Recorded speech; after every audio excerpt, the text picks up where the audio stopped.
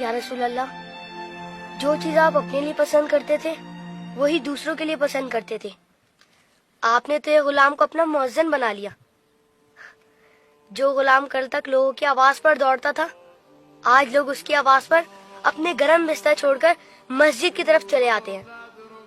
آپ نیچے بیٹھے ہوتے اور حضرت بلال حبشی اوپر کھڑے اذان دے رہے ہوتے.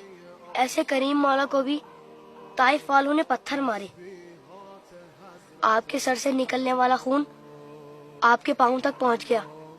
آپ کی پیاری بیٹی بی بی فاطمہ سلام اللہ علیہا آپ کے زخم صاف کرتے ہوئے روئی ہوں گی، مگر آپ نہیں روئے. ہاں، آپ اپنی امت کے لیے دعا کرتے ہوئے روئے. امتی امتی. آج جب آپ کی امتی ایک دوسرے کا خون بہاتے ہیں تو آپ کو رونا تو آتا ہوگا،